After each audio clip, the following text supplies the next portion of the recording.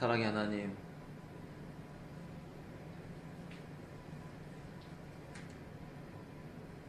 그 크신 은혜와 사랑에 감사드립니다. 지난 한 주간 동안도 하나님 저희를 지키시고 먹이시고 입히시고 인도하셨음을 믿습니다. 하나님의 은혜로 말미암아 호흡하며 살게 하시고 이렇게 예배로 나오게 하신 것을 감사드립니다. 하나님, 이 예배 가운데 하나님 알기 원합니다. 예수님 만나기 원합니다. 그 예수님의 영을 받기를 원합니다. 우리를 거룩하게 하시고 새롭게 하시는 성령님의 놀라운 역사하심으로 우리가 변화되기 원합니다. 하나님 말씀을 통해 우리가 어떻게 살아야 될지 하나님의 뜻을 알고 그 뜻대로 살아갈 수 있는 힘을 받는 예배가 되기를 원합니다. 하나님 아버지, 말씀하여 주옵소서. 이 어우러진 세대 가운데서 우리가 고침을 받게 하시고 하나님 앞에 바로 서는 저희들 되기를 간절히 구합니다. 예수님의 보혈로 덮어주옵소서. 회개의 영을 부어주옵소서. 머리부터 발끝까지 정결케 해주시옵소서. 하나님의 뜻이 하늘에서 이룬 것 같이 땅에서도 오늘 이 시간 가운데 이루어지며 열매 맺는 귀한 시간 되기를 간절히 원하옵고 귀하신 예수 그리스도 이름으로 기도했습니다.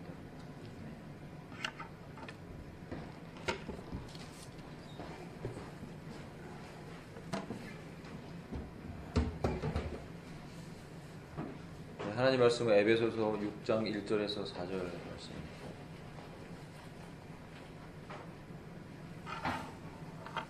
한 절씩 교독하겠습니다. 자녀들아 주 안에서 너희 부모에게 순종하라. 이것이 옳으니라. 내 아버지와 어머니를 공경하라. 이것은 약속에 있는 첫 계명이니. 이로써 내가 잘되고 땅에서 장수하리라. 다 함께 또 아비들아 너희 자녀를 노엽게 하지 말고 오직 주의 교훈과 훈계로 양육하라. 보통 이런 말씀은 어버이 주일 이럴 때 말씀 많이 전하고 또 어린이 주일 그럴 때 어린이들을 어떻게 양육해야 되는지 자녀들을 나누게 되는데 자연스럽게 에베소서 말씀을 6장 마지막 장 들어가면서 우리가 이 땅에서 어떻게 살아야 되는지 이제 말씀하고 계십니다. 자녀들아 주 안에서 너희 부모에게 순종하라. 이것이 옳다고 했습니다. 여러분, 부모님께 순종하고 부모님을 공경하는 것은 하나님의 뜻이죠. 왜 우리가 주 안에서 부모에게 순종해야 되는가? 첫 번째, 이것이 하나님이 기뻐하신 뜻이기 때문입니다. 주 안에 있다라는 거, 주 안에서. 주 안에서는 또 여러 가지 해석의 방법이 있죠. 주님 밖에서는 순종하면 안 되겠네요. 그러니까 주님 안에서, 다시 말하면 하나님이 원하시는 것이 부모에게 순종하는 것이라 이제 그런 의미가 들어있어요. 그래서 근데 부모님이 이제 주님이 기뻐하지 않는 것들을 요구할 때는 어떻게 합니까? 기도해야죠. 기도하고 지혜롭게, 하지만 지혜롭게 그것을 표현하는 방법이 필요한 것 같습니다. 그래서 주 안에서 너희 부모에게 순종하라. 이것이 옳으니라.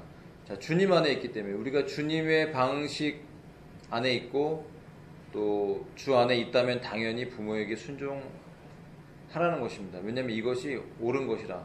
그러니까 일반적으로 이 세상에서도 예수님을 믿던 믿지 않던 사람들이 일반적으로 이것은 옳은 것이다 라고 말을 하기 때문에 부모님께 순종하라는 것이. 그리고 두 번째, 우리가 이제 2절에 보면 내 아버지와 어머니를 공경하라. 이것은 약속이 있는 첫 계명이다. 물론 이제 하나님의 계명 중에서 이제 여러 가지 학자들의 이제 견해가 있는데 10계명에 나오지 않습니까? 부모를 공경하라고. 그리고 내가 잘되고 땅에서 장수한다.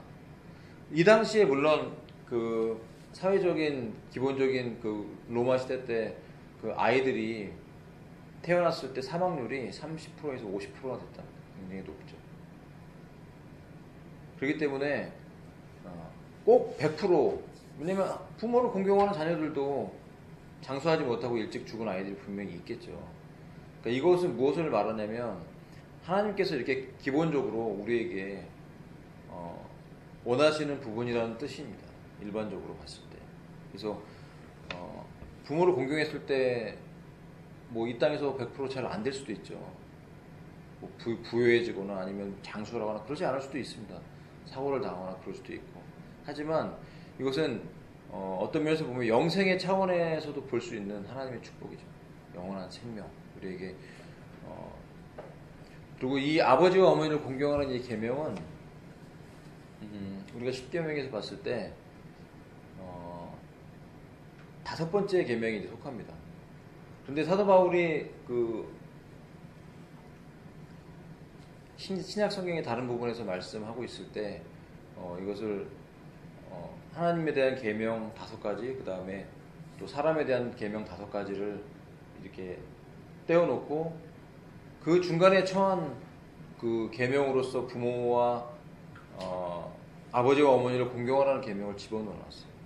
그 의미는 무엇이냐면 이 부모라는 개념은 이 세상에 어떤 자녀가 부모를 대할 때 왜 낳잖아요. 낳게 하시잖아요. 근데 그 낳은 것이 본인의 힘으로만 낳은 것이 아니라 하나님이 허락하셨기 때문에 낳은 거죠. 다시 말하면 하나님께서는 좀 더운 것 같은데 덥지 않으세요? 저만 덥고 식은땀이 나네.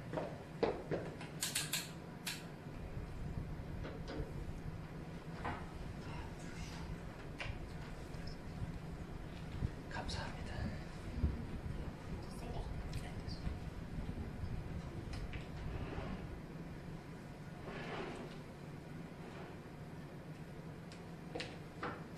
우리가 한 가정을 남녀가 만나서 가정을 꾸리게 되고 그 사랑의 결과로 자녀를 낳게 됩니다.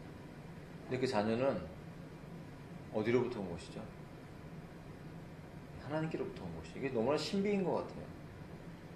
정자와 난자가 만나서 그 수많은 경쟁을 뚫고 수정을 해갖고 애를 낳는데 다 달라요. 한 가정에서도 자녀들이 나오면 생긴 게 다르고 성격이 다르고 다 달라요. 전 이것이 하나님의 신비라고 생각을 합니다. 하나님께로부터 온 것이죠. 그러니까 하나님께서 그 자녀들을 그 가정에 보내실 때는 하나님께서 맡기시는 거예요. 여러분 그 생명은 하나님이 잉태시킨 생명입니다. 인간이 그냥 하나님하고 아무 상관도 없이 그냥 하룻밤 잤는데 결혼 약속도 안 하고 놀러 갔다가 하룻밤 잤는데 애를 낳았다. 근데 애를 낳지 않고 요새는 대부분 그 애를 죽이죠. 낙태. 그 낙태에 대한 그 생명 경시 사상이 너무나 강하기 때문에. 근데 지금 이제 미국에서 그 낙태법이 한 주에서 뒤집어졌잖아요. 그래갖고 지금 난리가 났죠. 엄청난 막 데모를 하고. 제가 어떤 영상을 봤는데 그분이 앞에 나와서 이제 어떤 그 대학생들에게 강의를 하는데 그러니까 낙태를 반대하는 분이에요. 아무래도 크리스찬이겠죠. 그리고 그분이 원래 그런 걸 갖고 있으니까 이제 앞에서 나와서 딱 강의를 시작하려는데 여학생 70명이 우르르 일어나서 나가는 거예요.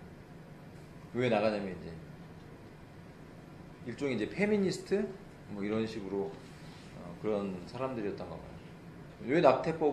왜 낙태를 반대하냐 그거죠. 여자 몸인데 내 몸 안에서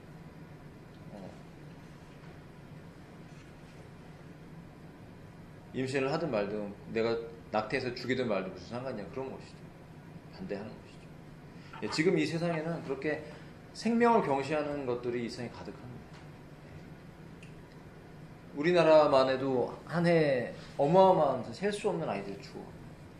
전 세계 수많은. 저희가 뭐 몇 번 얘기했지만 빌 게이츠의 아버지가 그런 일을 하는 전미 낙태협회 회장을 했었고, 그래서 그 아이들 특히 이제 그 백인 아이들뿐만 아니라 뭐 흑인이라든지 히스패닉계 동양계 아이 이런 그 좀 그 미국에서는 상대적으로 그런 그 삶이 좀 어렵잖아요. 그런 아이들을 많이 낙태하게 해서 그 아이들의 사체를 가지고 뭐 화장품을 만든다든지 아니면 백신을 만드는데 그런 아이들의 사체를 사용한다는 것이에요.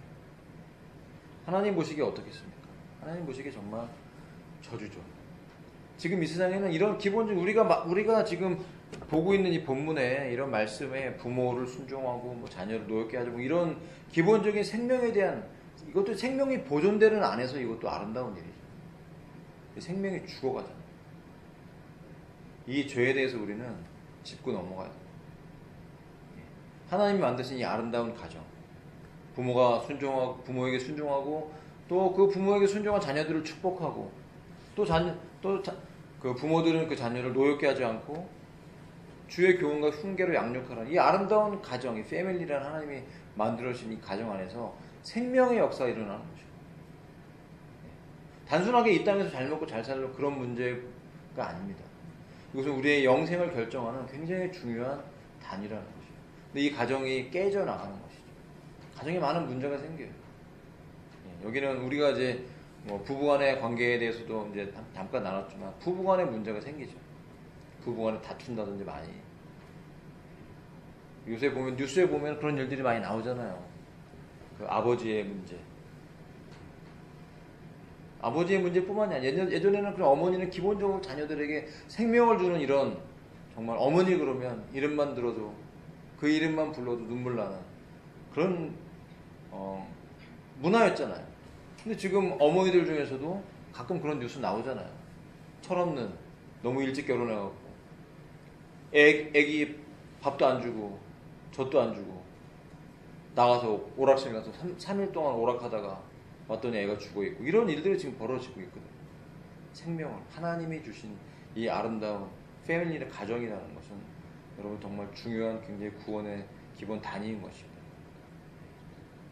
이것은 단순하게 하나님하고 아무 상관없이 애를 낳아서 부부가 결혼해서 애를 낳고 행복하게 살다가 죽어서 끝나는 그런 것이 아니라 영원한 세계에서 우리가 구원과 영생이 걸린 굉장히 중요한 문제인 것이죠.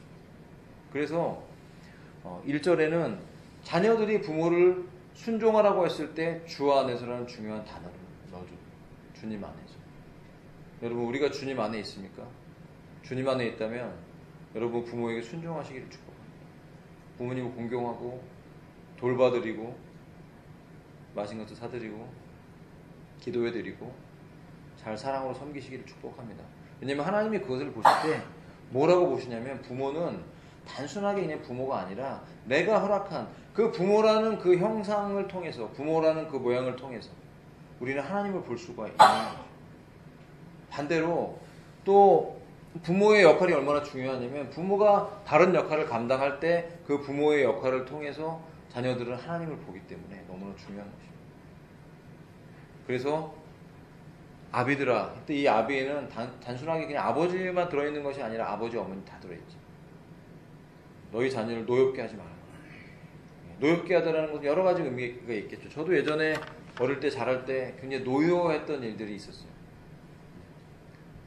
가정사라 개인적으로 밝히긴 좀 그렇지만 노여운 일들, 진짜 너무 화가 나서 그 분노를 어떻게 절제할 수 없는 이런 일들은 있을 수 없는 일에 하는 일들도 참 많이 겪었어요.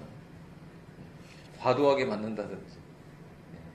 물론 이건 저에게도 적용됩니다. 제가 과도하게 때린 적이 있었던 것 같아요. 그래서 회개하고 감정을 넘어서서 이렇게 내 감정으로 하지 말아야 되는데 참 어렵습니다. 사람이 어떤 감정적인 부분들을 로봇가 아닌데 그죠? 어떤 노엽게 하는 일이 생겼을 때 분내지 않고 표현하지 않는다는 건 참 어려운 일인 것 같습니다. 그러나 노엽게 하지 말래요. 그것은 필요한 그 정도 이상의 것을 오버해서 하지 말라는 것이죠. 예를 들면 잔소리도 심하면 사람을 노엽게 할 수가 있죠. 적당히 얘기해야 되는데 막 따라다니면서 했던 얘기를 계속 반복해서 말하면 여러분 어떻게 될까요? 노엽게 되겠죠. 짜증나고 한 번 얘기했으면 되는데 막 2번, 10번, 100번 얘기하면 진짜 화가 날 거예요.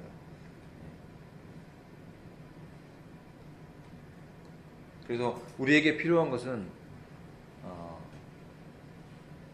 아비 세대가 자녀 세대에게 정말 필요한 것은 오직이라고 말했습니다. 오직 주의 교훈과 훈계로 양육하라. 주의 교훈, 하나님의 말씀. 그리고 하나님 안에서 우리가 성령의 인도하심을 따라 배운 그 방식대로 교훈과 훈계로 양육하라. 그러니까 플라톤이, 그러니까 제가 어떤 책에 보니까 플라톤이 시칠리아의 어느 지도자를 통해서 그에게 너무 명확하게 직선적으로 어떤 잘못을 지적했나 봐요. 플라톤은 노예로 팔아버린 거예요, 그 사람이. 근데 친구들이 돈을 많이 들여가고 다시 플라톤을 사왔어요, 돈 주고. 그러면서 이제 너 앞으로는 너무 직선적으로 얘기하면 부드럽게 좀 돌려서 얘기하고 저런 악독한 지도자하고는 가까이 하지 마, 이렇게 얘기했던 것. 그 단어가 훈계라는 단어가 들어가 있더라고요. 부드럽게 이렇게 얘기해주는 같은 단어라는 의미예요. 그래서 제가 예를 들어 설명을 해드린 것입니다. 여러분, 주의 교훈과 훈계로 양육하라. 양육하라는 건 여러 가지 의미가 들어가 있죠. 먹는 것, 입을 것, 잘 것, 필요한 것들을 채워주면서 이렇게 돌봐주라, 그런 의미가 들어가 있는 것입니다. 자, 근데 우리가 마음 아픈 것은 무엇이냐면 이런 것이, 지금 이 세상에 이런 것이 참 이 교회 안에서, 기독교인들 안에서 정말 잘 이루어져야 되는데, 간혹 그래도 믿는 사람들 안에서는 잘 이루어집니다. 하지만 간혹 가정 안에서, 심지어 목회자 가정 안에서도 이런 것이 잘 이루어지지 않을 때가 있어요. 부정적인 예입니다만 물론 대부분 다 긍정적으로 잘 목회자 가정, 특히 목회자 가정 안에서는 많은 분들이 이제 재정적으로 풍족하지 않기 때문에 어려운 중에서 자녀를 양육합니다. 그럼에도 불구하고 하나님께서 그 자녀들을 믿음으로 축복하고 인도하셔서 또 그들이 정말 나중에 자라났을 때 보면 경제적으로도 윤택하게 되는 경우가 참 많아요. 그 고난과 힘든 시절들을 잘 견뎌내고 했기 때문에. 하지만 또 어떤 경우, 특별한 경우에는 목회자의 가정인데도 불구하고 굉장히 성경적이지 않게 생기는 경우가 있죠. 그래서 예전에 그 강의 들을 때 어떤 자매가 낸 책이, 제목은 좀 기억이 안 나는데 참 있을 수 없는 일이에요. 제 기억으로는 아버지가 목회자였던 것 같은데 오랜 시간을 이제 성폭행을 당해갖고 그 어머니도 돌봐주지 못하고 결국은 이제 그 가정에서 도망쳐도 나왔는데 그 생에 사는 동안에는 그 아버지는 처벌을 못 받은 것 같아요. 이런 진짜 말로 할 수 없는 고통, 이해할 수 없는 고통. 주의 교훈과 훈계로 양육하는 게 아니라 사탄의 교훈과 사탄의 그 방식으로, 이해할 수 없는 방식으로 고통을 당했을 때 참 우리가 이것을 어떻게 해결해야 될지. 그러나 그 자매는 기도하면서 그 안에서 너무나 그 고통 속에서 정말 그 정서적인 상처를 치유받기 위해서 정말 오래 걸렸고, 그 당시에도 완벽하게 치유가 안 됐던 것 같아요. 우리가 이해할 수 없는 그런 일들이 이 세상 가운데 벌어지지 않습니까? 왜 그렇습니까? 왜 그렇죠? 사탄이라는 것이 존재하기 때문에. 우리가 교회 안에 있고 예수 그리스도 안에 있다고 교회 다니고 예수 믿는다고 하면서도 정말로 예수님 만나지 못하면 사단의 도구가 될 수도 있습니다. 정말 중요한 것은 무엇입니까? 우리가 주님을 만나고 그 생명이 우리 안에 있는 것이 정말 중요한 것이죠. 종교, 문화, 인간의 도덕, 이런 것을 가지고는 사람을 바꿀 수가 없는 것입니다. 여러분, 우리가 분명히 알아야 될 것은 이 땅 가운데 왜 이런 악한 일들이 벌어지고 있는가? 하나님이 만드신 이 아름다운 이 가정 안에서, 더군다나 그리스도 안에 있다고 하고 교회 다니는 모양을 다 갖고 있는데, 교회 안에서 자녀들이 영적인 축복을 받지 못하고 가정의 관계가 깨지고, 왜 그 자녀들은 부모에게 순종하지 못하면서 깨져나간다? 주의 교훈을 가지고 있는 것 같은데, 주의 훈계로 하는 것 같은데 아니죠. 주님의 교훈과 훈계라는 것은 예수님을 만난 사람에게 적용되는 것입니다. 예수님을 만났어야죠. 내가 예수님을 만나고 거듭나는가 하는 것이 너무나 중요한 것입니다. 교회를 다니지만 거듭나지 않은 사람 많이 있어요. 여러분, 다시 한번 점검해 보십시오. 여러분은 거듭났습니까? 위로부터 났습니까? 다시 말하면 내 안에 성령님이 계시냐? 내가 예수님을 정말 만났냐는 거예요. 살아있는 하나님과 영적 관계를 맺고 있다면 우리는 그분과 호흡하며 살아가죠. 그러니까 그렇다면 내가 아직 완벽하게 완성되어 있지 않아도 그분으로부터 배우는 것이 있는 것이죠. 예수님의 교훈을 배우는 것이죠. 삶을 통해서. 저는 지금도 배웁니다. 지금도. 사단은 늘 우리의 감정과 정서를 건드려서 우리를 넘어지게 만들고 우리를 힘들게 만들어요. 사람을 북돋아서 화가 나게 만들고 그 분노가 그 밤을 지나갈 때 죄가 되면서 그 사람의 인생을 파괴하면서 들어가요. 우리는 즉시 매일매일의 삶 속에서 주님으로부터 교훈과 훈계를 받아야 됩니다. 우리가 사람으로부터 교훈과 훈계를 받을 때 잘 받아들이지 못해요. 특히 성격이 강한 사람은 잘 받아들이지 못하죠. 즉시 분노하고 하면서 하나님의 가르침을 받아들이지 못하는 경우 참 많이 발견해요. 그래서 우리는 누구라도 매일매일의 삶 속에서 여러분 기도 자리로 들어가야 됩니다. 아침과 저녁, 기본적으로 아침과 저녁에 기도하세요. 그리고 수시로 기도하셔야 돼요. 수시로. 시간을 정해놓고 기도하는 것도 필요하지만 수시로 우리는 기도해야 됩니다. 저는 수시로 입으로 계속 중얼중얼 기도를 합니다. 주로 제가 하는 기도는 예수의 피, 어린 양의 피 바릅니다. 어린 양의 피를 뿌립니다. 계속해요. 왜냐하면 제가 너무나 연약에 쌓인 존재이기 때문에 제 감정과 정서가 늘 하나님 안에 머물지 못할 수 있어요. 대부분의 시간들은 하나님이 저를 지켜주시니까 보호하시니까 제가 평안 안에 거하지만 그렇지 못할 때가 있죠. 어떤 감정과 정서가 이렇게 하나님이 기뻐하는 상태로 있지 않고 이렇게 벗어날 때가 있어요. 즉시 그럴 때마다 여러분 어린 양의 보혈로 덮어야 됩니다. 예수님의 보혈로 덮어야 돼요. 그리고 기도하셔야 돼요. 그러면 그 가운데 하나님 음성이 들려요. 하나님 저 이런 일이 있었어요. 지금 어떤 감정이 불편해요. 그러면 여러분 그때 하나님의 음성이 들리지 않아요? 그때 하나님의 음성을 들어야죠. 너는 더 하잖아. 뭐 이런 식으로 음성을 들으면 그 위기를 넘어갈 수가 있어요. 그럴 때 우리는 주의 교훈과 훈계를 배울 수가 있는 거죠. 내가 주의 교훈과 훈계를 배우지 않는 사람이면 내가 어떻게 주의 교훈과 훈계로 자녀를 양육합니까? 나도 모르는데.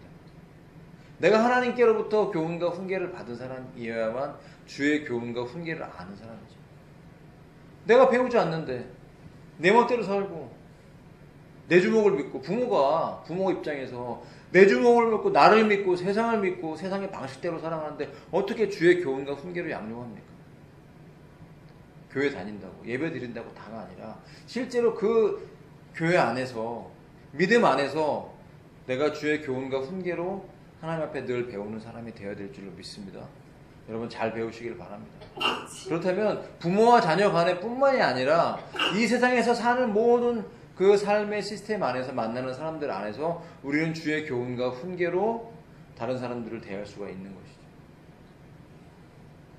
그러나 특히 크리스천 안에서, 교회 안에서, 가정 안에서 이것이 이루어져야 될 줄로 믿습니다.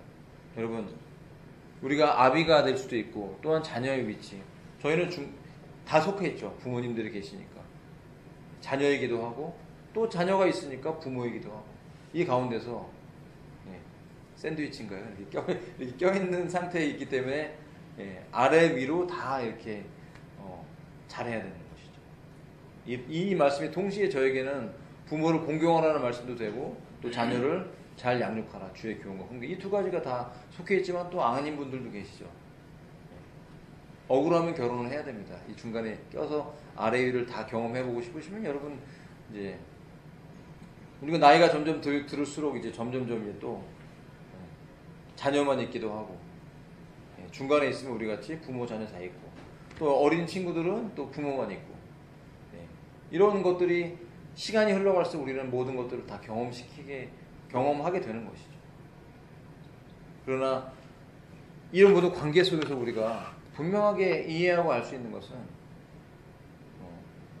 주님과의 관계 안에서 이런 관계를 풀어나가야 된다는 것이죠. 주님과의 관계.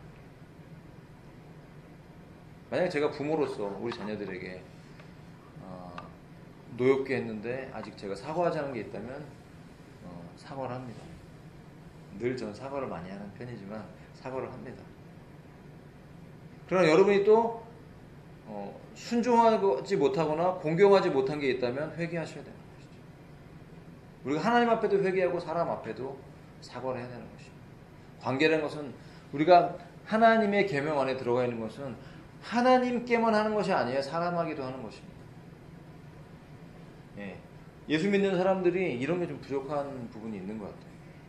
하나님은 늘 은혜를 베푸시는 분이니까 하나님한테만 내가 회개하면 됐잖아 라고 생각을 해요. 그럴까요?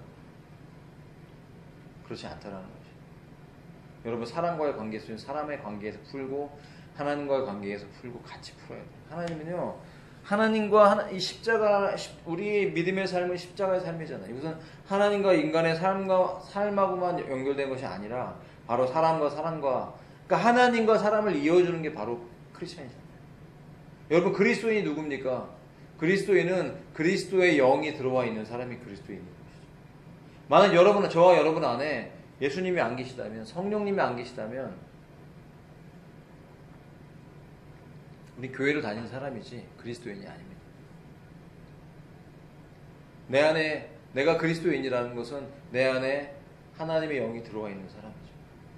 그럼 그 영으로부터 가르침을 받고 그 영으로부터 배우면서 살아가는 것이죠. 그럼 어떻게 삽니까? 관계 안에. 이 세상에서 살잖아. 사람과 사람 안에 살잖아.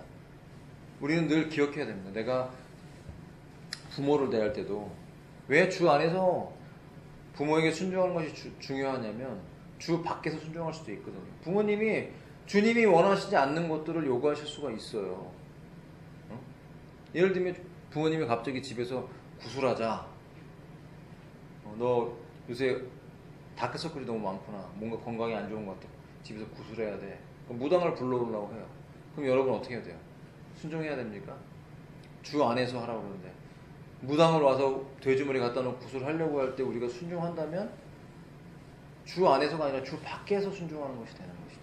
그럴 때는 기도가 필요하죠. 막 싸워라 이게 아니라 설득해야죠. 근데 만약에 설득이 안 될 때는 여러분 순종해야 됩니까? 불순종해야 됩니까? 불순종해야 됩니다. 왜냐하면 주님 밖에 있기 때문에. 이런 것입니다. 예전에 제 친구 동생이 기억이 납니다. 부모님이 대순진리회 굉장히 열심히 하셨어요. 그래갖고 새벽 1시만 되면 이렇게 막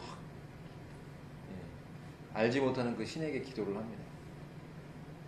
그러니까 이 집안에 이제 형제들이, 그러니까 누나가 하나 있고 아들이 셋이 있었는데 제가 그 큰 아들을 전도를 했어요. 근데 그 집안이 다 이제 기독교화가 된 거죠. 교회를 나가기 시작하는데 이 아들을 전도하려고 대순진리회로 아버지가 대순진리회 전도사 되는 사람을 불러온 거예요. 그래갖고 막 대화를 했는데 이 친구도 보니까 옛날에 교회 다녔던 친구예요. 지금 대순진리회를 다녀요. 이 둘째 아들이 엄청 뜨거워요. 그래갖고 좀 선교사로 나가 있는데 대단한 친구예요. 전도하려고 왔다가 이제 전도를 당한 거예요. 대순진리회 전도사가. 왜 대순진리로 오라고 그러니까 물어봤더니 옛날에 이 대순진리회 전도사가 교회 다녔던 사람이에요. 그랬더니 이 친구가 대뜸. 근데 지금 왜 교회 안 가요? 이렇게 물어본 거예요. 그러니까 대답도 잘 못하고 이제 막 말발에 밀리면서. 왜냐면 그 안에 진리가 있기 때문에, 예수님이 있기 때문에 그렇겠죠. 결국은 아버지가 이제 대순진리로 데리고 가려고 몽둥이를 갖고 와서 두들겨 팼는데 두들겨 맞으면서도 뭐 교회를 나갔을까요? 안 나갔을까요? 교회를 나갔죠. 불순종한 거잖아요. 그러나 그것은 주 안에서 순종한 것이 되는 것이에요. 결국 그 가정이 다 구원받고 아버지 어머니 다 대순진리 다 버리고 이제 주님 안으로 들어오고 참 너무 귀하더라고요. 그러니까 우리가 주님 안에 순종한다는 것은 정말 하나님 앞에 순종한다는 것이에요. 그럼 내가 부모에게 순종할 수 없는 어떤 상황이 왔을 때는 기도해야죠. 물어봐야죠.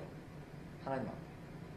이렇게 우리가 부모도 자녀도 이 세상 가운데 바르게 살아가고 정말 하나님의 복과 하나님의 보호를 받기 위해서는 주님이 원하시는 이런 관계 안에서 축복의 관계 안에 들어가 있어야 됩니다. 여러분 자녀된 여러분 부모에게 순종하는 것을 배우십시오. 물론 하나님의 뜻에 어긋나는 거 아니면은 제가 100% 들으라고 말은 못해요. 웬만하면 순종하세요. 웬만하면 네. 부모를 기분 나쁘게 하고 상하게 하지 말고 웬만하면 네. 다 들어드리세요. 그럴 때 그것을 보시면서 하나님께서 내가 나의 대리로 보내준 부모에게 너는 그 말을 듣는구나 하면서 그 영혼을 축복하신다.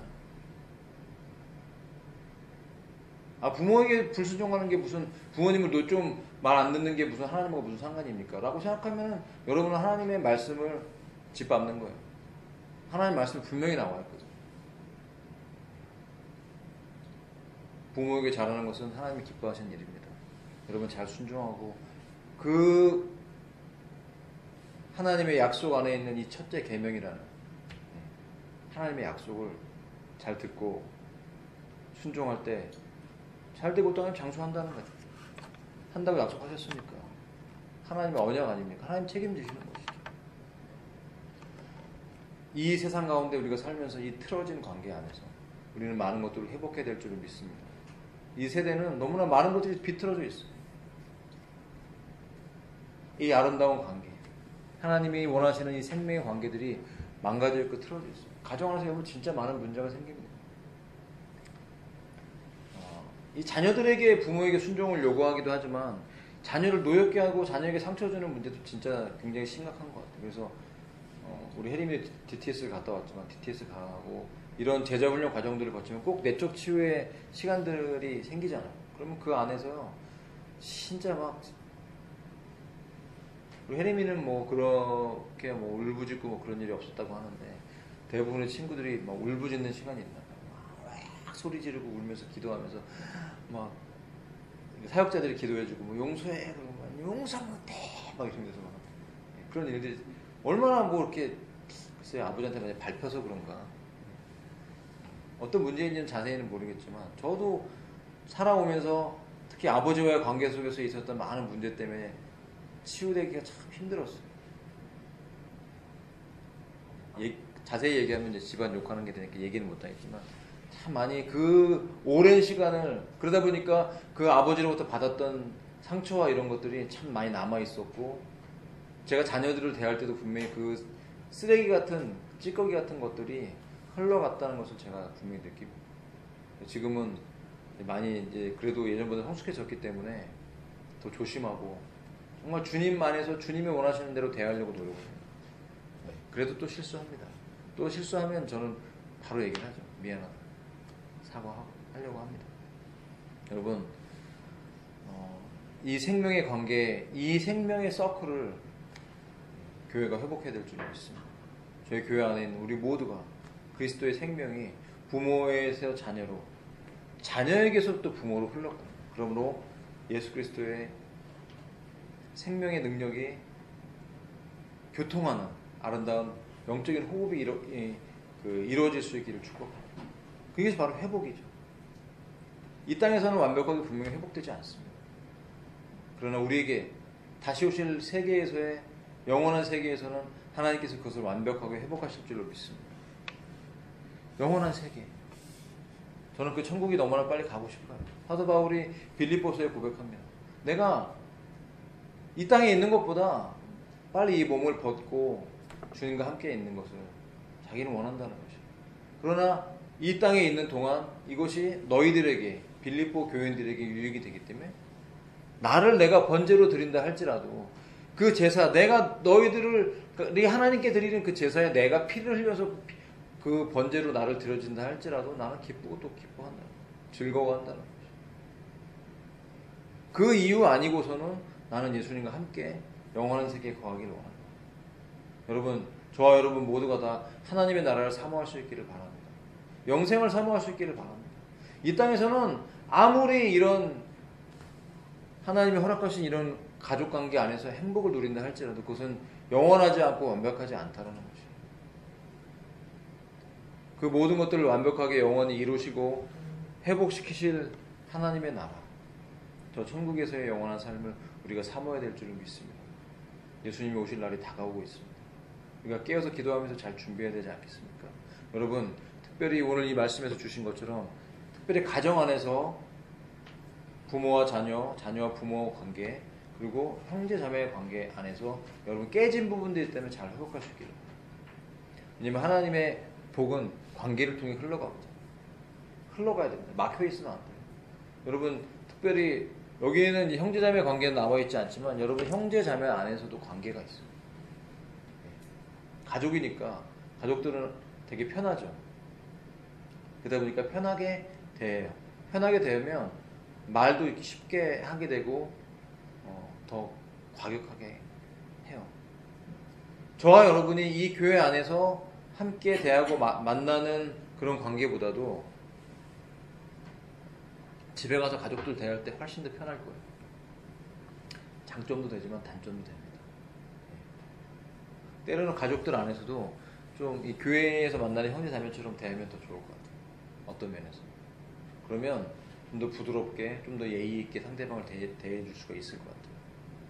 솔직히 여러분 교회 안에서 이렇게 우리가 관계를 하지만 집안에서 뭐 형 대하는 것처럼 어머니 대하는 것처럼 이렇게 뭐 예를 들면 사모님한테 우리 형제들이 어머니 대하는 것처럼 대했을 때 어떨까 생각해 보세요. 부드럽게 대할까 아니면 때로는 막 세게 막 말할 때도 그러지 않겠어요. 이런 것들을 적용했을 때 가정에 들어가서 엄마 대할 때 좀 더 교회 사모님 대하는 것처럼 좀 부드럽게 더 대하고 아버지 대할 때 목사님 대하는 것처럼 목사님 나한테도 좀 심하게 여러분이 말하고 싶을 때도 있잖아요. 그죠? 목사님 이렇게 하면 좋잖아요. 뭐 이렇게 할 때도 있지만 좀 부드럽게 목사님이니까 부드럽게 대할 때 있잖아요. 그죠? 그런 것처럼 아버지 대할 때도 좀 더 교회 목사님이야 이렇게 이런 느낌으로 좀 대하면 좀 더 아버지한테도 부드럽게 대하고 좀 더 잘할 수 있지 않을까 생각이 듭니다. 자, 말씀을 오늘은 좀 짧게 정리를 할게요. 여러분, 하나님이 허락하신 복이 이 가정 안에 흐르고 있습니다. 우리가 그리스도 안에 있을 때 가능하다는 것이죠. 여러분, 우리 각자가 더 성령 충만해야 돼요. 그래서 여러분 복의 통로가 되시기를 예수님을 축복합니다. 부모로서 부모 입장에서 내가 그리스도 안에 있는 사람이라면 그 자녀를 마음껏 축복할 수 있어요. 어떻게 해야 됩니까? 기도해야죠. 기도해 주세요. 부모로서 자녀를 위해서 기도해 주고 축복해 주세요. 자녀들도 마찬가지입니다. 기도하셔야 됩니다. 그래서 내가 한 사람이 성령 충만한 것이 여러분 얼마나 중요한지 몰라요. 여러분 성령 충만한 사람은 하늘과 맞닿아 있는 사람이에요. 하나님과 통해 있는 사람이에요. 내가 주 안에 그리스도 안에 있다라는 건 다른 게 아니에요. 내 안에 하나님의 영이 충만한 사람이에요. 더 충만해지시기를 축복합니다. 저도 그렇게 되기를 원합니다. 우리가 충만해질 때 하나님의 성령으로 충만해질 때 나를 통해 흘러간다니까요. 관계가 회복돼요. 상처가 치료돼요. 마치 우리가 상처가 나면 약을 바르잖아요. 연고를. 성령 충만한 사람은 하나님의 영이 충만한 사람은요. 그 사람이 들어가면 상처난 관계 안에서 약을 발라주는 거와 똑같은 거예요. 주의 평안을 전하고 피스메이커가 돼요. 상처가 다듬어지고 하면서 아름다운 관계로. 그래서 천국 백성으로 준비되는 이 패밀리, 가정, 우리 교회. 우리는 정말 가정 같은 교회이지 않습니까? 네. 지금 가족으로 따지면 약간 대가족일 수도 있죠. 우리는 작은 교회가 아닙니다. 이것을 가정으로 따지면 정말 대가족이잖아요. 정말 가족처럼 지내잖아요. 자주 만나고, 밥도 자주 먹고. 우리가 더 가족같이 지내기를 바랍니다. 우리 모두가 다 정말 주 안에서 천국의 가족으로 살아갈 수 있기를 바랍니다. 왜냐하면 하나님이 우리에게 허락하신 이 천년왕국 안에서 이제 앞으로 일어날 6천년의 역사가 끝나고 천년왕국, 하나님이 쉬시는 안식하시는 이 온 우주가 안식하는 천년왕국이 다가올 때 1차적으로 저와 여러분은 하나님의 놀라운 통치를 경험하게 될 것입니다. 여러분 기대하세요. 아이고 목사님 저는 좀 이 생에서 인간으로 육신으로 살 때 좀 더 많은 걸 경험하고 싶어요. 오케이. 그러나 우리 마음대로 다 되는 건 아니잖아요. 하나님이 여기까지 하고 이제 새로운 천년으로 들어가야지 하면 어쩔 수 없어. 내가 그렇게 살고 싶어도 내 마음대로 살 수가 없는 것이에요. 그러나 그 새로운 천년이 다가오고 있다는 것을 이 온 세상이 우리에게 알려주고 있어요. 이 세상이, 지구가, 우주가 새로운 천년이 다가오고 있다는 것을 우리에게 사인을 주고 있어요. 우리가 잘 준비해야 될 줄을 믿습니다. 새로운 천년을 기대하십시오. 천년의 왕국, 예수 그리스도가 내려오셔서 직접 통치하시는 그 왕국 안에서 천년 동안 이루어질 놀라운 이 문명의 발전과 주님의 통치를 기대하십시오. 그때 저와 여러분이 주 안에서 정말 준비된 자들이라면 영적으로 주님과 함께 영적 통치가 이루어지게 될 것입니다. 정치적인 통치를 우리가 하지 않더라도 저와 여러분이 주의 신부, 그리스도의 신부이기 때문에 예수님과 함께, 그 신랑과 함께 영적으로 천년 동안 통치할 것이라고 요한계시록은 우리에게 말씀해 주고 있습니다. 그것을 먼저 기대하십시오. 그리고 나서 그 세계 이후에 영원한 새로운 새하늘과 새 땅의 통치가 이루어집니다. 성경은 그것을 말씀해 주고 있어요. 여러분이 정말 예수를 믿고 있다면 이것을 알아야 됩니다. 새 천년이 다가옵니다.